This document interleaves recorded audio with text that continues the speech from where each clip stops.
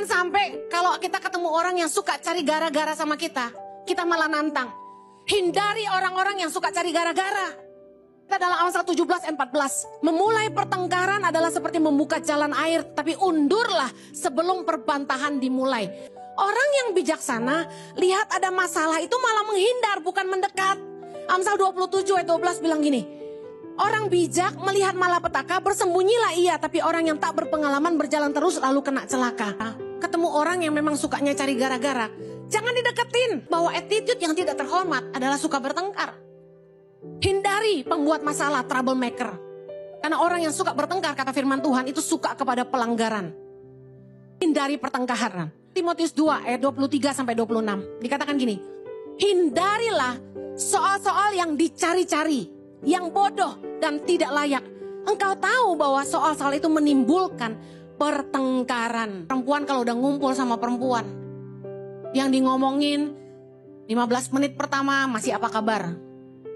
Setengah jam kemudian, anak lu gimana, suami lu gimana.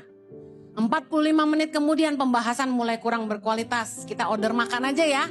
1 jam kemudian udah mulai ngomongin si A. 1,5 jam kemudian mulai ngomongin si B. Dan akhirnya ngomong yang gak penting-penting. Kenapa perempuan yang paling sering bertengkar? Menurut saya karena apa? Karena banyak bicara. Karena firman Tuhan berkata, banyak bicara, banyak pelanggaran. Kalau kita gak mau bertengkar, jangan suka bahas yang gak penting. Hal-hal yang dicari-cari, yang bodoh, yang gak layak. Jadi kalau ada orang ngajak Anda ngomong hal-hal yang untuk Anda, ini gak penting banget nih. Ini ujung-ujungnya pasti berantem. Udah, cut. Saya mau kasih tahu, Anda senang bicara? Mari belajar konseling. Kenapa? Ketika kita konselingin orang, kita harus banyak ngomong. Atau Anda belajar jadi sales. Karena ketika Anda jualan, Anda harus banyak ngomong. Paling tidak 2 hal ini berguna. Kalau banyak ngomong yang keluar kosong semua buat apa? Intinya tuh gini. Harus punya kesibukan yang berkualitas. Sehingga otak Anda tuh diisi dengan perkara-perkara yang penting gitu loh. Nganggur itu bahaya.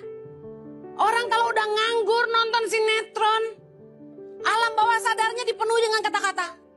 Kamu siapa? Kamu pikir aku tidak tahu kamu siapa? You wasting your time. Sarangyo. Opa, Anda cuma main drama tiap hari sama suamimu.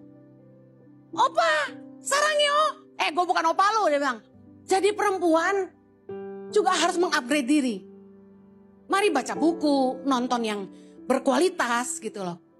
At least apa yang keluar dari mulut kita tuh gak sia-sia.